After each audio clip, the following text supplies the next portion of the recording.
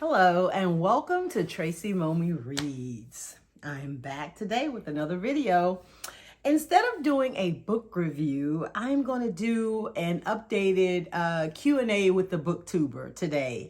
I have several books that I've read and I'm trying to get my thoughts together on them and determine which one I want to do a review on. I mean, I have quite a few in the pipeline, but today I'm just going to answer some questions. Okay, so the first question is, what book are you reading right now?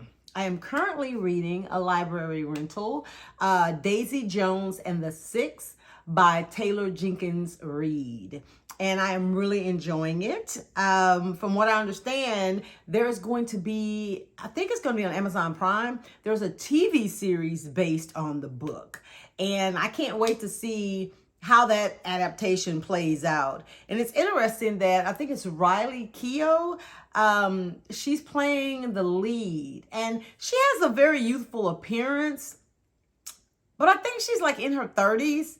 And Daisy, like at the beginning of the book, like I think she was 15 and probably was barely in her 20s when she kind of started out on her journey. So it's going to be interesting to see if Riley can come across as believable in that role. So anyway, I'll talk more about Daisy Jones and the Six maybe next week.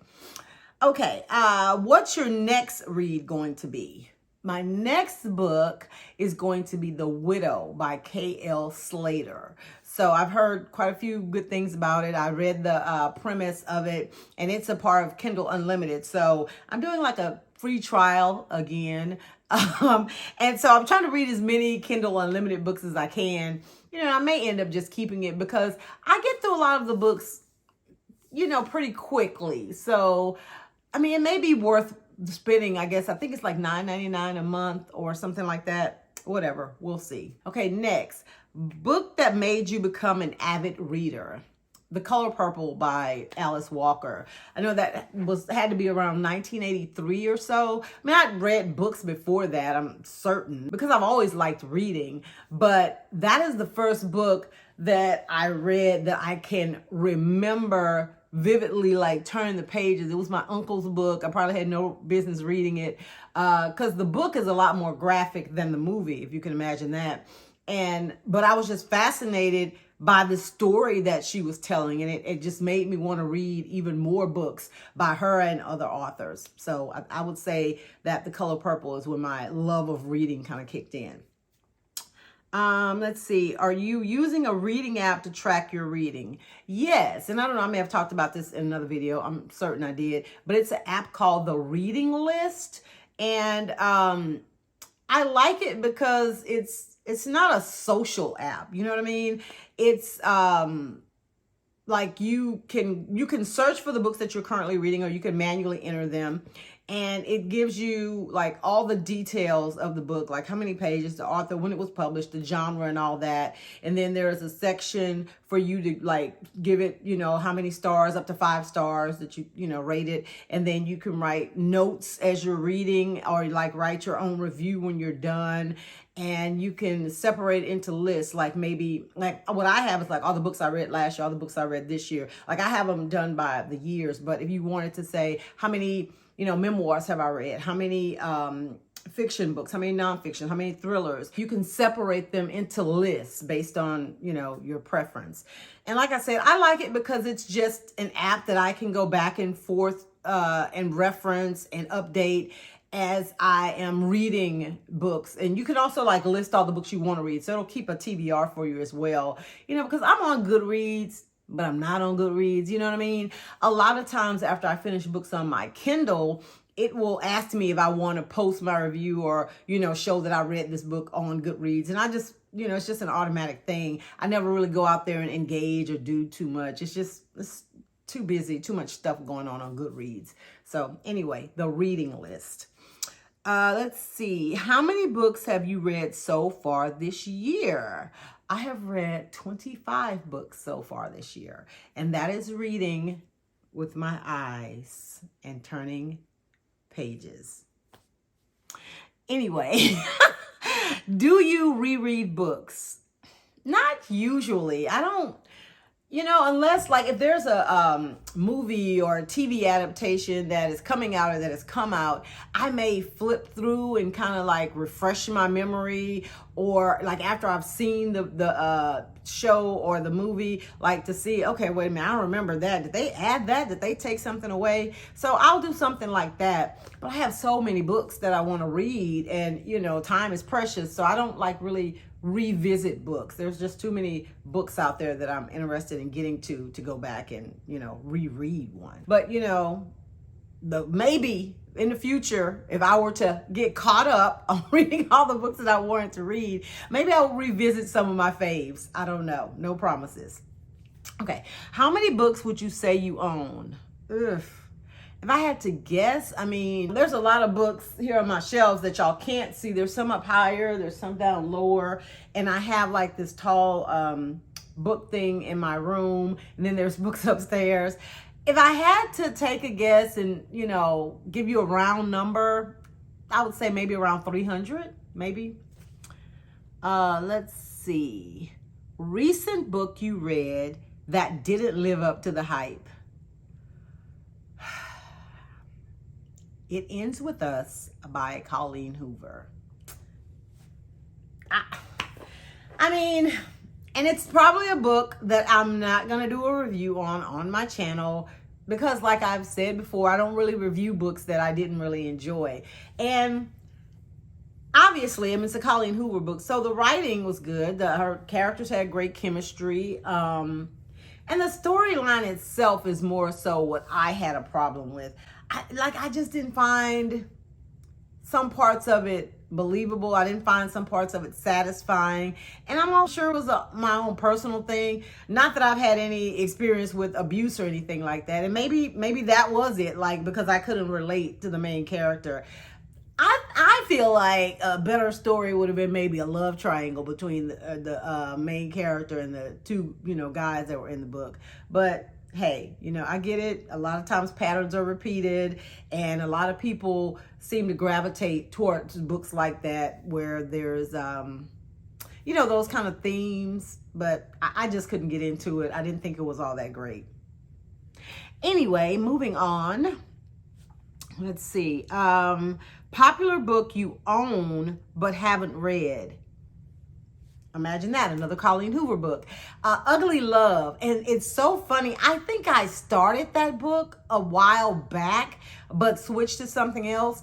That book, let me tell you something. Like last year, and I guess earlier this year, must have been something that happened on TikTok, and it just blew up. I went back and searched my hashtag on Instagram, hashtag Tracy Mommy Reads. Y'all, I bought the book, and it was a paperback, so it had to have been out already, right, for some time. When I bought it and posted on my Instagram that, you know, it was like a series of blue books or something. It was like November of 2016. So that book has been out for a very long time. You know, sadly, I have not read it or finished it. But from what I can remember, you know, it seemed like it was going to be a good book. I don't know why I may have stopped reading it, you know, that was 2016. But I'm looking forward to diving back into it. I just didn't want it, like my experience, to be clouded with all of the opinions and comments, you know, that are out there about it and how everybody was just losing their minds, similar to It Ends With Us. So I probably will get to that at some point, and definitely will be talking about it on the channel if I enjoyed it or found it worthwhile. Okay, let's see. Have you ever done something based on something you read in a book? I went I guess you call it stargazing, you know, watching the stars or whatever. We went to a planetarium after I had read Shake Down the Stars by Renee Swindle. I mean, the way that she described, you know, the galaxy and how it made her feel when she, you know, was watching stars and all that, it just gave me a different perspective. And my family and I went, and it was like a place on the outskirts of the city. You know, when you get away from all this pollution and stuff in the air, like in a crowded city like Houston, where we went out in Texas, it was just big open sky. And like I said, this planetarium, we got to look through a telescope. And when we went out, like on the observation deck, it literally looked like crystals in the sky. I had never in my life seen that many stars in the sky. I mean, I can see stars at night where I live, but it was like somebody had pulled back a curtain and it's like, okay, here are all the stars in the world. They're right here. I mean, shooting stars, twinkling stars. And unfortunately, I didn't have the kind of camera. I think I had a whatever phone I had back then. So we didn't really get to take, any like really amazing pictures of that, unfortunately. But I have to say, looking at the stars through the telescope versus just whatever, my weak human eyes could see, I thought it was more fascinating and more breathtaking when I saw them myself. In the telescope, it just looked like this bright light, like it didn't really have the distinction that I thought it would have. But yeah, so stargazing was one thing. And then in Eat, Love, Pray by Elizabeth Gilbert, I mean, the journeys that she took in that book, all of them I wanted to go on, but specifically when she talked about her experience in Italy, oh my God, I was like, I want to go there. If nothing else, just eat some pasta. And I'm not even a pasta eater like that, I'm not, Italian food is not my favorite type of food, but it just sounded so amazing, so historical, just everything. And we went to Rome, my husband and I, for my 40th birthday, and it was such an incredible trip. And the pasta there it's otherworldly. Even the pizza, they don't have like pepperoni and a lot of stuff we've bastardized here in America. And it was weird because one of the pizzas that I tried, it was cold, but it was good. It worked, with the type of meats that was on there. And of course we had gelato. Oh my God. Lentils. Just the food there to me, it just tasted different than food that I was used to eating. And sometimes that hasn't been a good thing, but when we were in Italy, it was an amazing, incredible thing. Okay, and the bonus question is books that you desperately want to see made into a movie. Okay, so one of the books is 7 Days in June by Tia Williams. And I know one of her books, The Perfect Find, has already been, they've wrapped shooting on that. It's going to be a Netflix film. But I'd also love to see 7 Days in June. Fingers crossed that they do Perfect Find. I think it's called The Perfect Find or A Perfect Find. But anyway, hopefully they do it justice because I'm really looking forward to that one. Because I can remember a few years back when I read it, I mean, I just fell in love with the characters and the story. And when 7 Days in June came out, she didn't disappoint again. I mean, she never has. I've read the majority of her books, if not all of them, and they've all been fantastic. So yeah, 7 Days in June. And the other one is Trevor Noah's life story or his memoir, Born a Crime. I know that he mentioned a few years back that Lupita Nyong'o was on board to get it turned into a film and that she was going to play his mother in the film. So, like his mother when she was younger, while Trevor was a child, the way that he describes her in the book. So I think that would be fascinating. I mean, that book is so good. It's like, it's still mind-boggling to me that was based on somebody's actual life. And, I've read a lot of good, thrillers and mysteries, when I was on that whole arc. But because I already know how they end, I don't know, how I would feel about them being made into a movie because, spoiler, I know how it's going to end. But Rock, Paper, Scissors by Alice Feeney, oh my God, I could see that playing out. And that would be a good one to be adapted for, I don't know of a movie. I prefer movies because a one and done, you just watch it and you go on about your business instead of breaking it up into series. But either way, I probably would watch since I'm familiar with the story and I really enjoyed it, just to see how they did. Well, anyway, enough of my rambling today. I hope that gives you a little bit more insight about me based on books that I like and didn't like. I will be back next week with another book review. More than likely, Daisy Jones and the Six. More than likely. I've kind of decided that during this video that's what I'm going to do. Thank you guys so much for watching. If you have any comments about some of the questions I answered or some of the books that I mentioned, make sure you leave them for me below. And thank you again to everyone who has subscribed. And if you haven't subscribed, do it now. Subscribe and make sure that you turn on post notifications so that when I do post, every week, you will know when the video has been uploaded.